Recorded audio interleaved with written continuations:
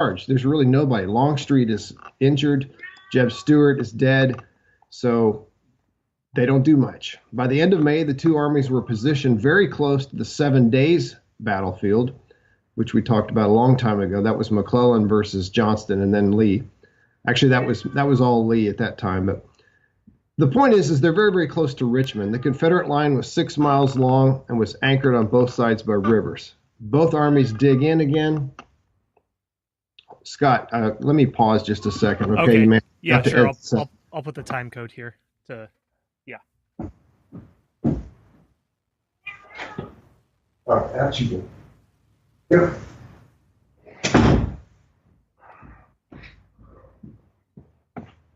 Sorry about that. One of the cats was yelling, and I was going to try to wait until it was your turn to talk again, but he's not going to shut up.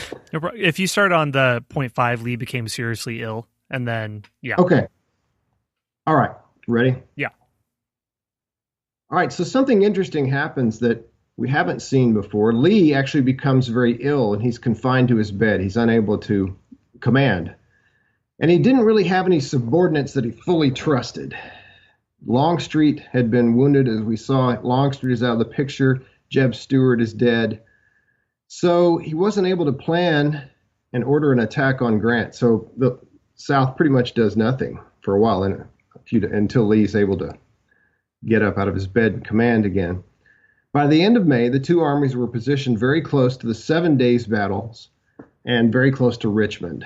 The Confederate line was about 6 miles long. It was anchored on both sides by rivers, which is a very good defensive position. Both armies again dig in.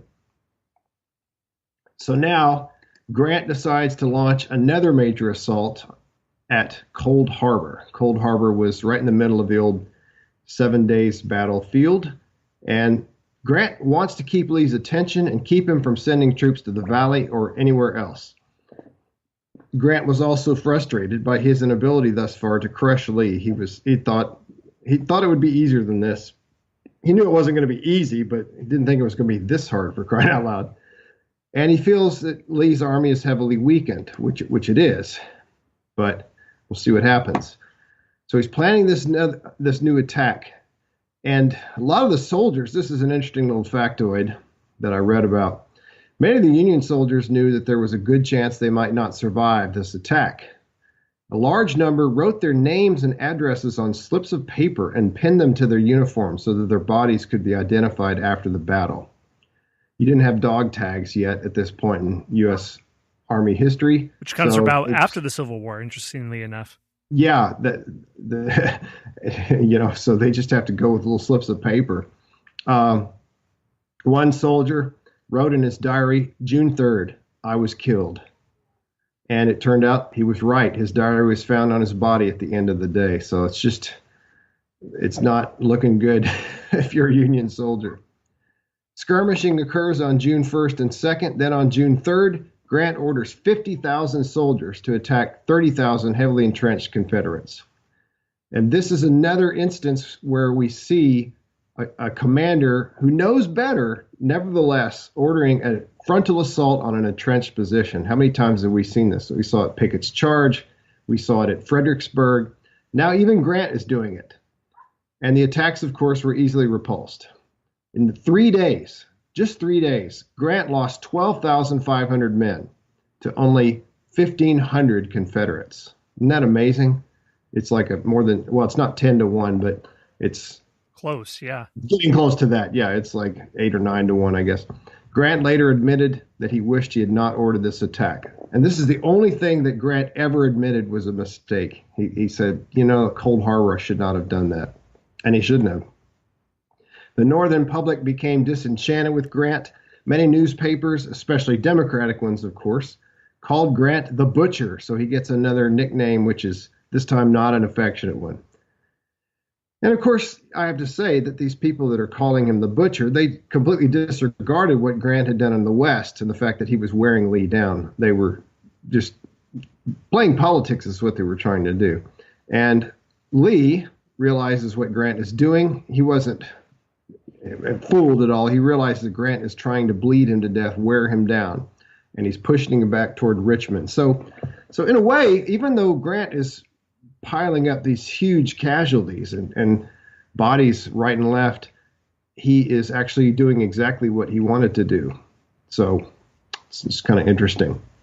Yeah, I have one question about this before we move on. You had mentioned that the charge fails, as it almost always does, because when you have a defensive position charging an enemy with long-range firepower, both sides continually do this. The result is almost always the same. Einstein's quote, "Insanity is doing the same thing over and over and expecting different results." And again, these are highly intelligent men, some of the most capable minds of military strategy in history, you could argue. What do you think is the reason? Is it because there's simply no other alternative than to lead a charge on a defensive position, even though you know you'll have very high casualty rates, because there's simply no other no other way to dislodge an entrenched enemy, and you have to do this to keep the war machine going? Is that the reason, or is it something else? I think that's certainly part of it, Scott. I think sometimes commanders just got frustrated and just said, well, dadgummit, I'm just going to hit them with everything I have. Sherman had done this around Atlanta, we saw. I think, too, that Grant believed that Lee's army was so demoralized, so hungry, so lacking in supplies that they might actually, if they just hit it with everything they've got, which he didn't do, of course. He hit with 50,000. That wasn't everything he had. But if you could hit them hard enough, they would just collapse like a house of cards. Of course, that didn't happen. So, I mean, it's not completely insane. And we had seen back at the Battle of Chattanooga, where Grant was present, we saw a frontal assault that completely succeeded. The Confederates broke and ran. So who's to say this time it wouldn't happen either? But, of course, it didn't. And I'm also impressed at this point that the South has replacement troops, because I don't know how high the draft is at this point for age, 45, somewhere around there. To the point where it's probably tricky to even bring in a harvest. So that they're still able to bring in replacement troops, I think, is very impressive.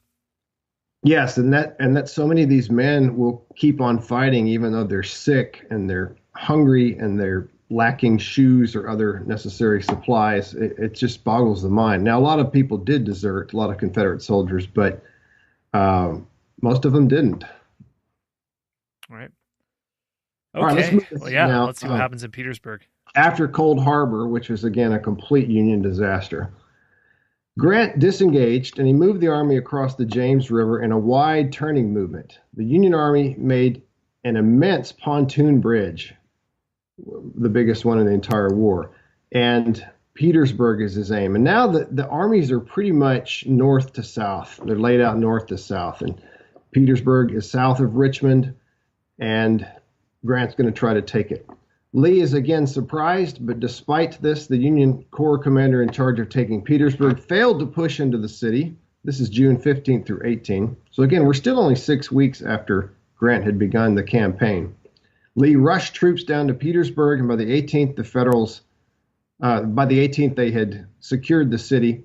The Federals lost 11,000 during these few days, and the Confederates lost only about 5,500. So again, we see this over and over and over during this campaign. The Union Army takes staggering losses, way more than the Confederacy, but they have more to lose. It's a strategy of attrition. Lee's army constructs an intricate set of trenches protecting the city of Petersburg, and morale among the Federal troops begins to decline. One regiment actually refused to attack the trenches when ordered to do so. So we're starting to see mutinies breaking out here. When a newer regiment started to attack, the veterans yelled, "Lie down, you damn fools, you can't take them works." They attacked anyway, and they lost 75% of their men. So let's sum up this campaign. Since May 5th, Grant had averaged more than 2,000 casualties per day. 2,000 a day. Can you just imagine that? That's just mind-boggling. In 2 days, that's the entire 2003 Iraq War, I think. Yeah. You know, it's more than Pearl Harbor. It's more than 9/11. But that's 2,000 per day over more than 30 days. So that's 60,000 total. Lee averaged only about, I say only in quotes, 1,000 per day, which is 30,000 total. And this is basically a first Manassas or first Bull Run every day. Which then was one of the most deadly conflicts for decades in America. Yeah, at the time, people thought at Bull Run, they thought, "Oh, this is awful. This is the worst thing we've ever seen," and it was. It was the worst battle up to that time. But now it's like that's every day. That's just one. Yeah, it's amazing to think of how many. There's no wonder that the Union was really starting to lose heart, and that Lincoln was starting to think, "I'm really going to lose this election." In addition to all this, many Union soldiers' terms of enlistment had run out, and they went home. They had signed up for 3 years, and so we're done. Goodbye. Opposition to Lincoln's reelection rises to an all-time high at this point. So this is the low water mark of the Union, at least for 1864. All right. Well, it's good to bring this in because if you only look at one aspect of this, like Sherman's March to the Sea, that it's a triumphant swelling ride upward, and that is not the case. There are setbacks at this point up until the very end of the war. So what we're going to do now is in the next episode, we're going to finish the Overland campaign, but we're also going to do an excursus on something very important in this war, and that is African Americans in uniform. How do they benefit the Union side? Because in one sense, this is the entire reason the war is being fought for, but it's not just about ending slavery. It's the beginning of the question among Americans in the mid-19th century is, to what level of equality should African Americans be given? Should they simply not be enslaved, but have something of a second-class status? And this is something that, keep in mind, in America, it's not just an issue for African Americans, but women don't have the right to vote, and equality across the spectrum isn't something that is legally entrenched at this point. Should they have a second-class status but not be enslaved? Should they have full legal equality? Does that also include enlistment responsibilities as well? And this isn't just a question that happens on the Union side. Oddly enough, this is also a question that happens on the Confederate side as well.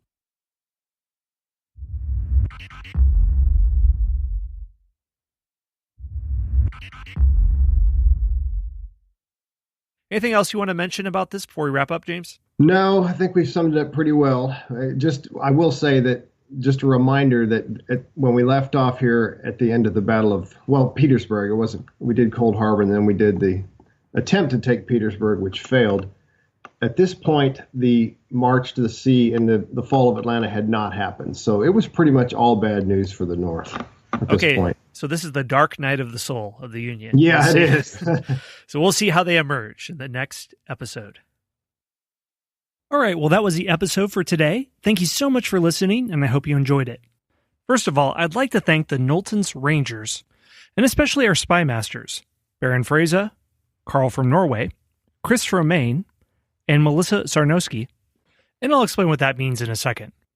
If you want to support the show and help me keep producing this content, there are 4 easy ways for you to do it. 1, subscribe to the show and leave us a review on Apple Podcasts. If you want to do that, you can go to historyunpluggedpodcast.com, and there you'll find instructions. 2, join our Facebook group, which you can find if you just search for History Unplugged. And please like and share posts that I put up about new episodes. 3, submit a question to me so that I can answer it on air. You can email me at info@historyonthenet.com or leave a voicemail. And again, go to historyunpluggedpodcast.com and you'll find instructions. Lastly, and I think this one is the best, is to become one of the Knowlton's Rangers. The Knowlton's Rangers were an elite reconnaissance and espionage detachment of the Continental Army in the Revolutionary War, but it's also the name of the History Unplugged membership program. Learn how to join by going to patreon.com/unplugged. So here's what you get if you become one of the Knowlton's Rangers. If you join at the level of Scout, you can get early access to new podcast episodes, along with enjoying absolutely every single episode of the History Unplugged podcast ad-free. All 270 and counting episodes. If you join at the level of Intelligence Officer, you can also get access to premium episodes, like a multi-part series on the life of Audie Murphy, the most decorated combat soldier in World War II, or the 10-part series Ottoman Lives, a series that looks at the cast of characters that made up the Ottoman Empire, such as the Sultan, the Eunuch, the harem servant girl, and the soldier. And finally, if you join at the level of Spy Master, you get all the same stuff as the scouts and intelligence officers, but you also get a shout-out to you and or your business at the end of each episode, a 3-pack of hardcover history books, plus you'll be put at the very front of the line